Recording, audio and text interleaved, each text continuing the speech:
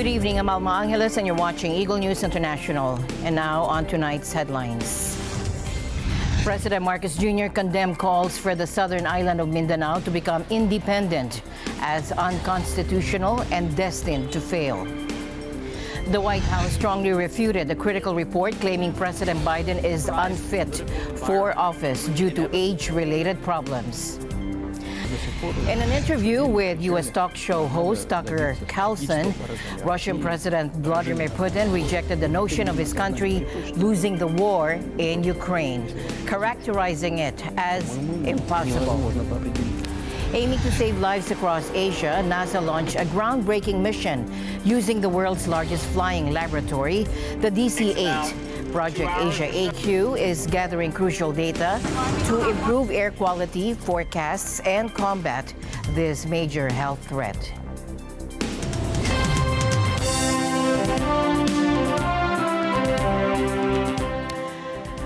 On tonight's news, President Marcos Jr. said on Thursday that calls for independence for the country's southern island of Mindanao were a constitutional travesty and doomed to fail. The new call for a separate Mindanao is doomed to fail, for it is anchored on a false premise, not to mention a sheer constitutional travesty. The current leadership of BARM itself has repudiated this preposterous proposal. And so did the other political leaders of Mindanao. Because there can be, as in fact there is already, genuine and effective local autonomy throughout our country, especially in the BARM, without compromising our national integrity in the slightest degree. I strongly appeal to all concerned to stop this call for a separate Mindanao. It is a grave violation of the Constitution.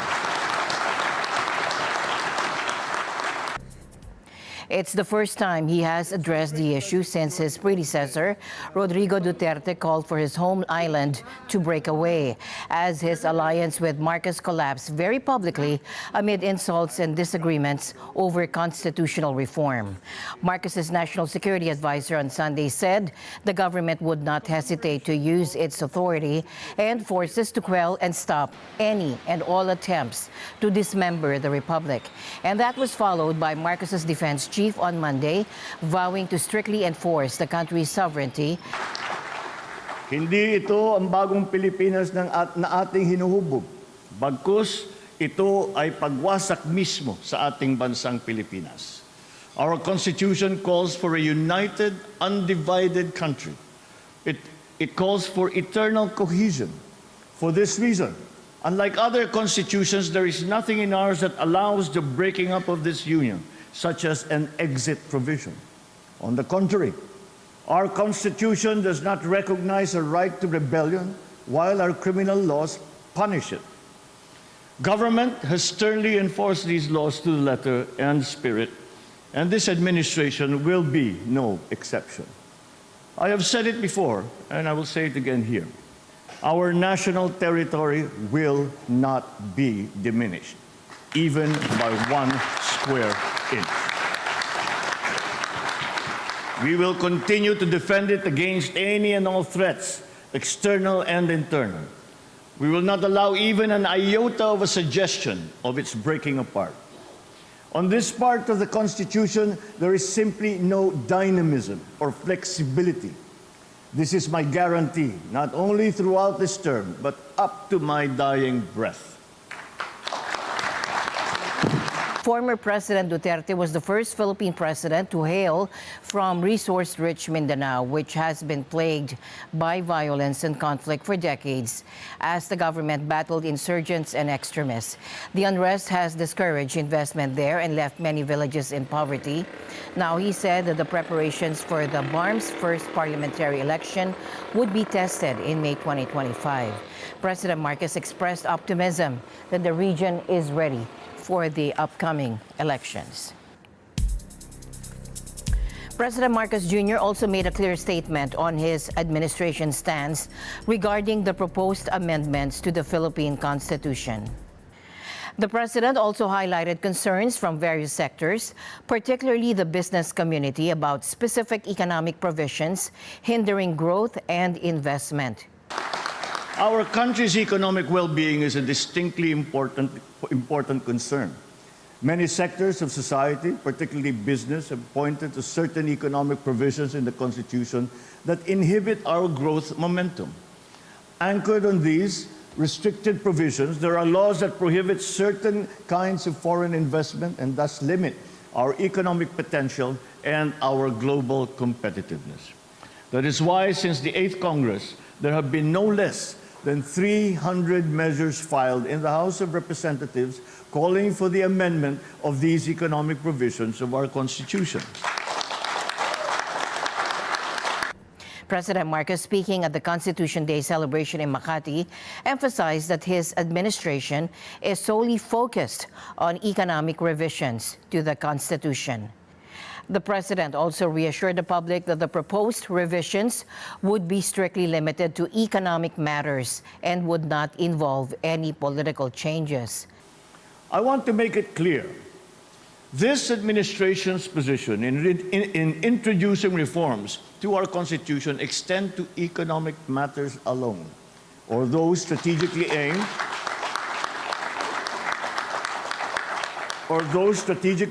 at boosting our country's economy. Nothing more.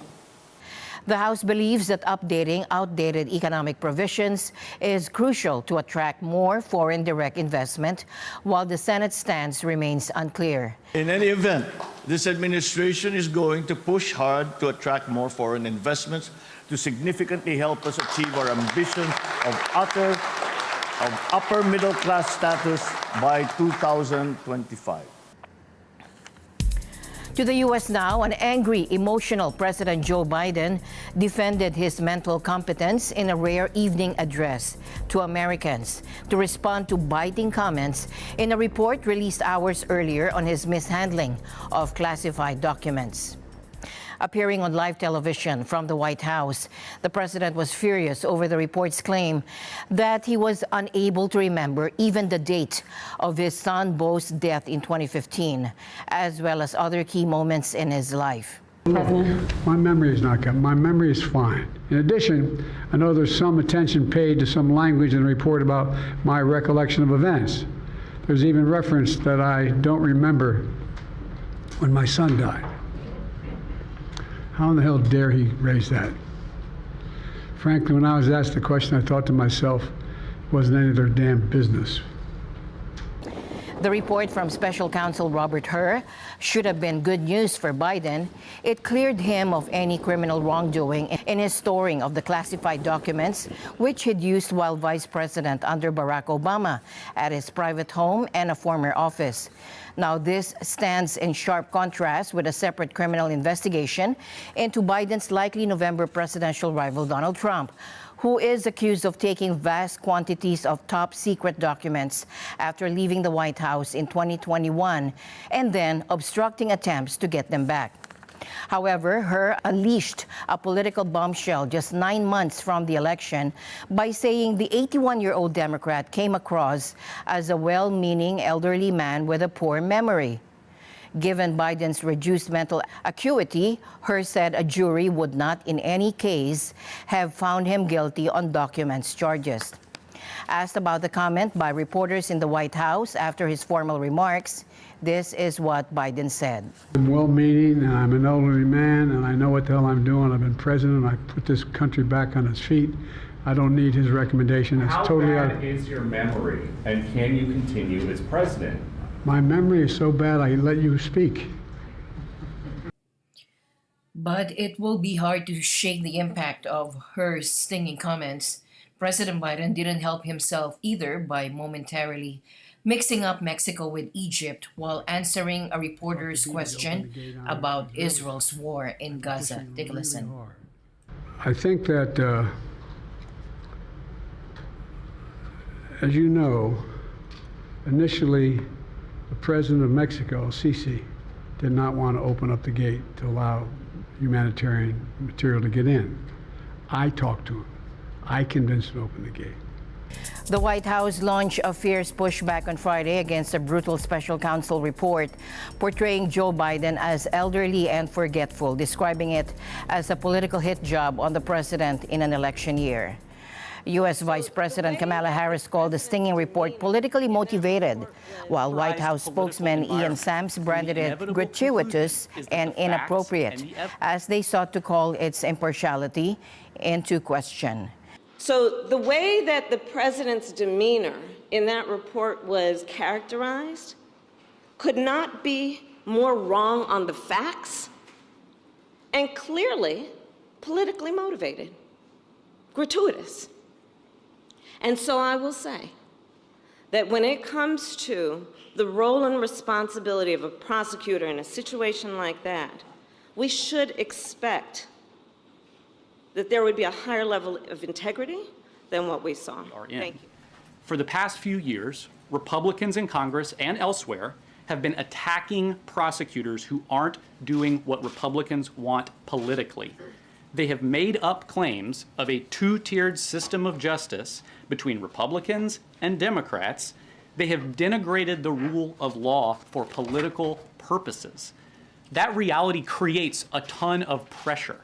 And in that pressurized political environment, when the inevitable conclusion is that the facts and the evidence don't support any charges, you're left to wonder why this report spends time making gratuitous and inappropriate criticisms of the president. Biden supporters and aides rushed to defend him on Friday on an issue he's long been vulnerable on as he bids for re-election in November, most likely against Republican Donald Trump. If Biden is not going to be charged, he said, that's up to them. You know, look, if he's not going to be charged, that's up to them. But then I should not be charged. This is nothing more than selective persecution of Biden's political opponent, me. And I don't know that it's Biden, because I don't think he knows he's alive. But it was 50 years, and he did a lot of it when he was at a very young age. He was mentally a little better than he is right now. President Joe Biden's tone on Israel has been hardening in recent days, but when he called the country's response in the Gaza Strip over the top this week, the U.S. president crossed into new territory. I'm of the view, as you know, that the conduct of the response in the Gaza Strip has been over the top. The comments made Thursday were the strongest by the U.S. leader since Israel launched its barrage on Gaza following Hamas's October 7 attacks, leaving the White House quietly scrambling to temper their effect.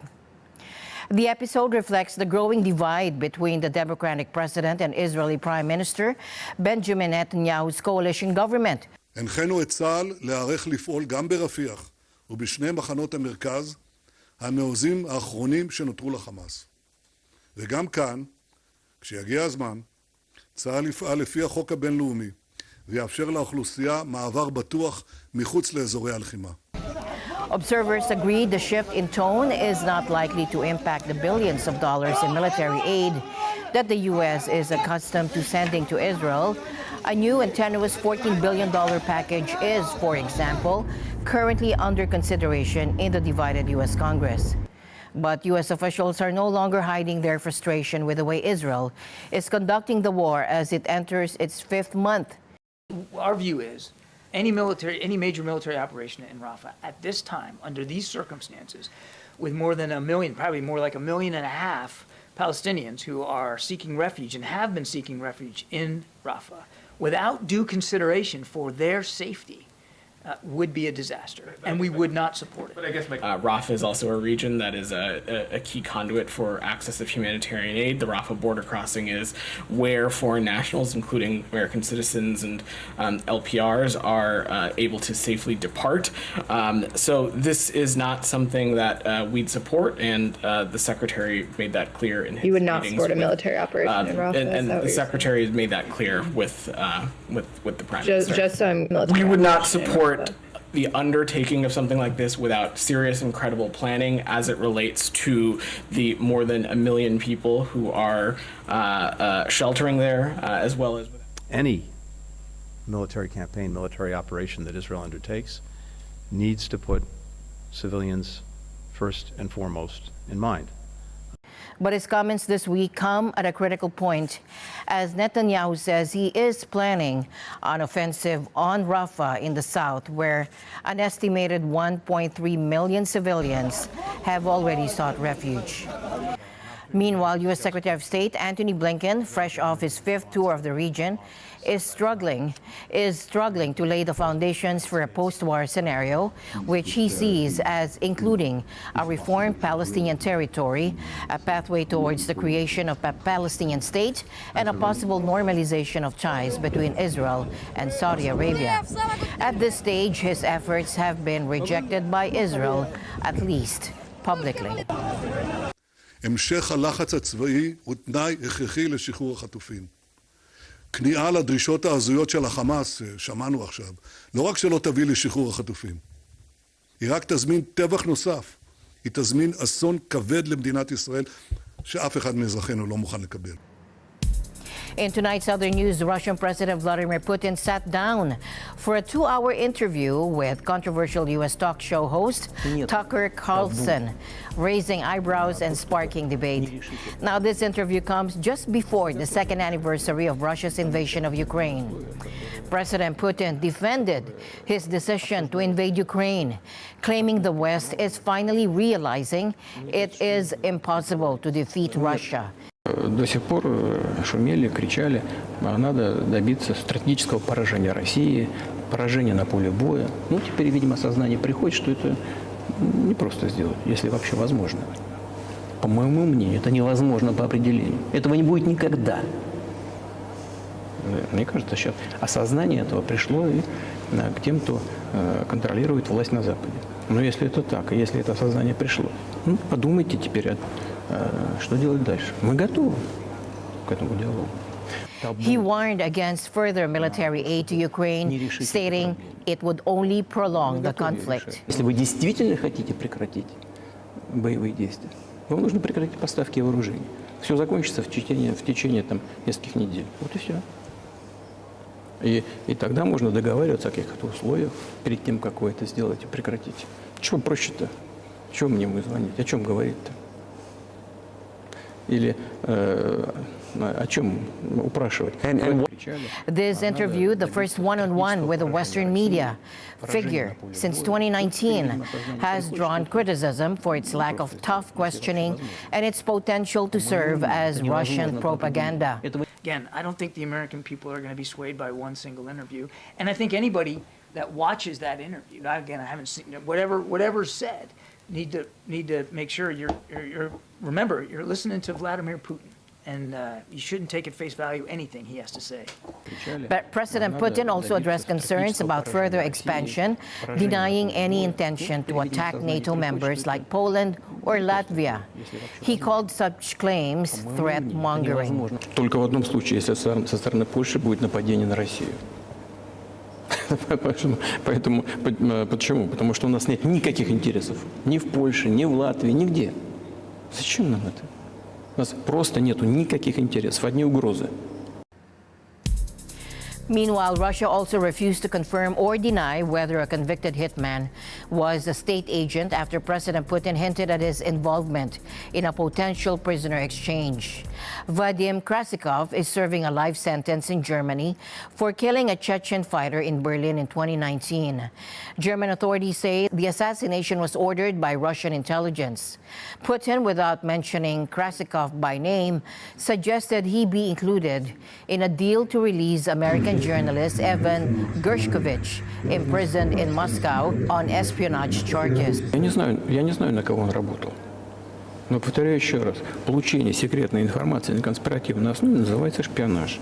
Он работал в интересах американских спецслужб, каких-то других структур. Я не думаю, что он работал на Монако. Вряд ли Монако заинтересован в получении этой информации. Но это спецслужбы должны между собой договориться. Мы, в принципе, готовы говорить о том, что мы не исключаем того, что мы можем это сделать при встречном движении со стороны наших партнеров. И когда я говорю партнеров, я имею прежде всего в виду представителей специальных служб. Они в контакте между собой, и они обсуждают эту тему. И у нас нет табу на то, чтобы не решить эту проблему. Мы готовы ее решать, но там есть определенные условия, которые обсуждаются по партнерским каналам между спецслужбами. Мне кажется, что можно об этом договориться. Да? President Putin portrayed Krasikov as a patriot who eliminated a bandit, while Western leaders condemned the comments as justifying murder. Послушайте, вот я вам скажу, сидит в одной стране союзника Соединенных Штатов, человек, который из патриотических соображений ликвидировал в одной из европейских столиц бандита. Выкладывал наших солдат, взятых в плен, на дорогу, а потом машиной проезжал по их головам. Что это за человек? И человек ли это? Ну, нашелся патриот, который ликвидировал его в одной из европейских столиц.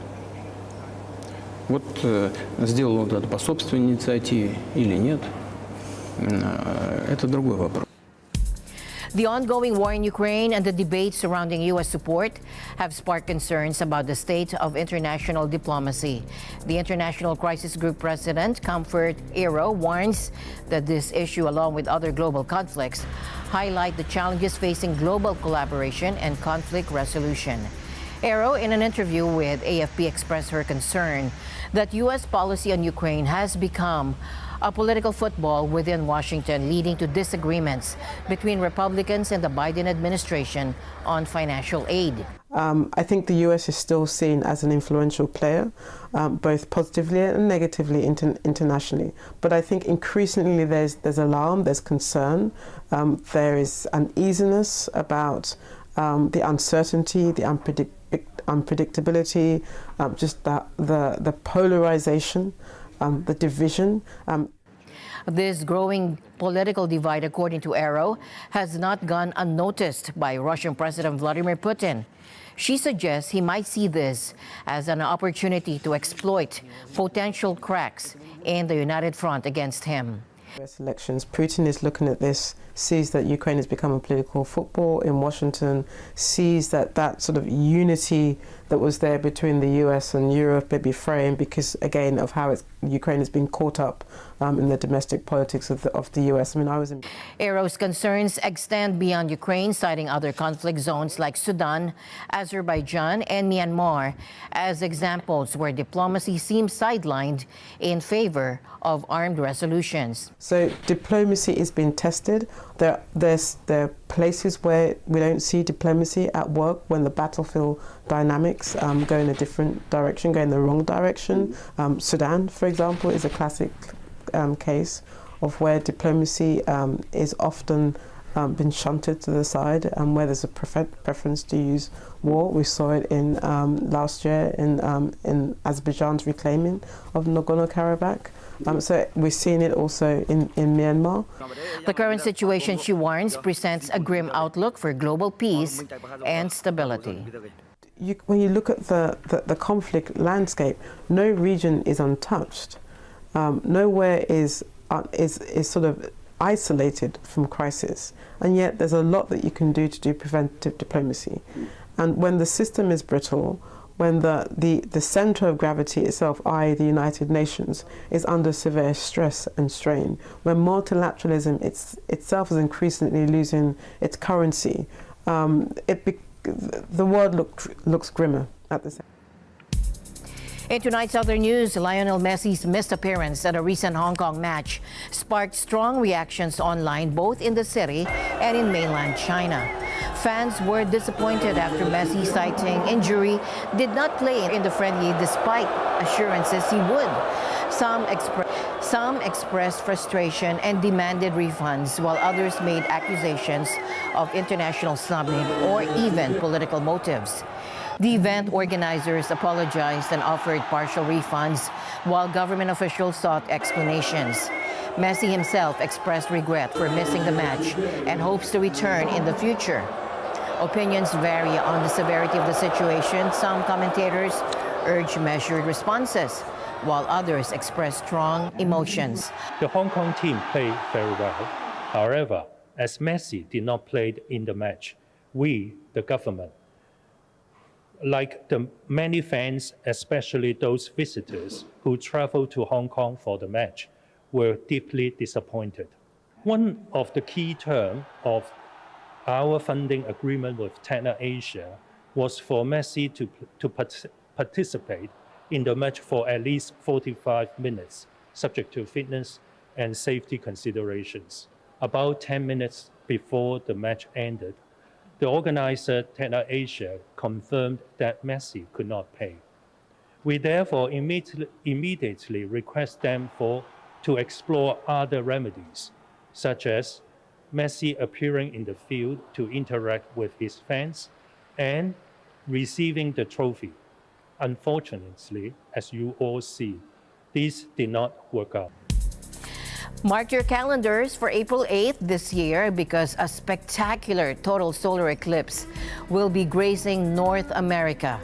This rare celestial event occurs when the moon perfectly aligns between the sun and earth, blocking its blinding light and revealing the sun's breathtaking corona, a wispy white halo of superheated gas.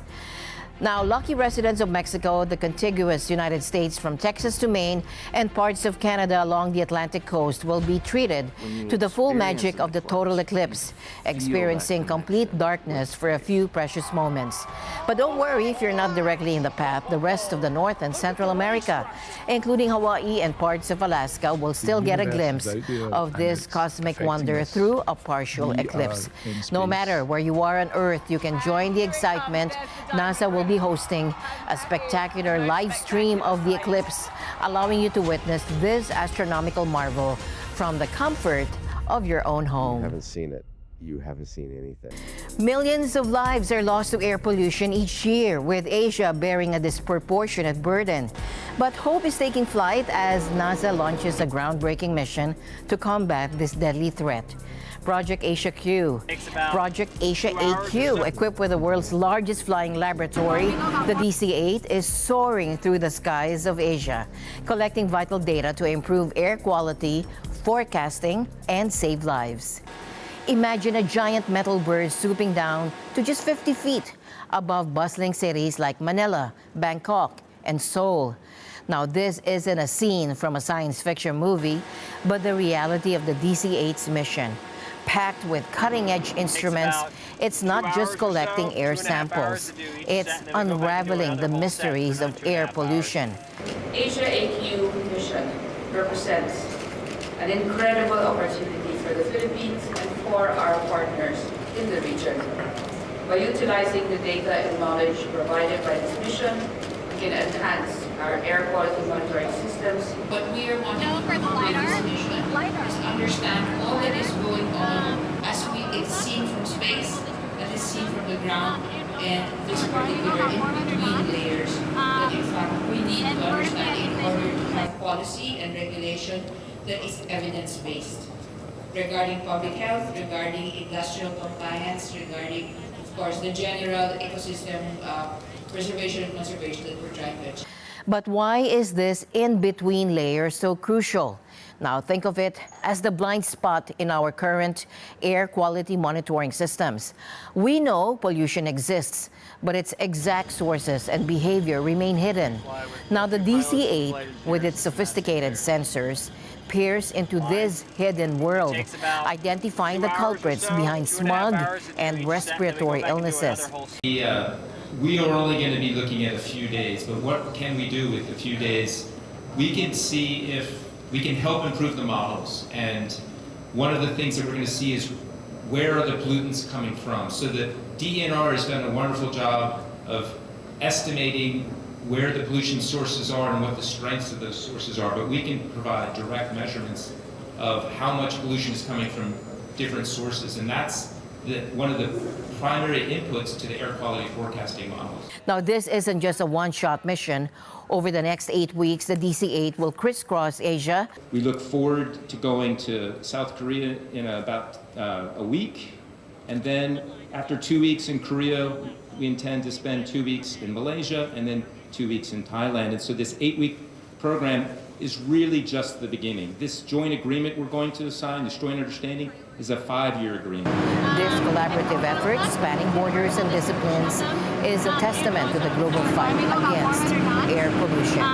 The impact of Asia AQ goes beyond immediate air quality improvements. By understanding the complex dynamics of pollution, we can develop sustainable solutions that benefit not only human health, but also the environment. This mission is a beacon of hope, proving that collaboration and innovation can truly make a difference in the fight for clean air. As always, I'll end the day on a thoughtful note. Our ability to look back and smile at our past is proof that God's plan is to keep us moving forward. This has been Eagle News International. I'm Alma Angeles. Stay alert, stay informed, because we live in extraordinary times. Good night.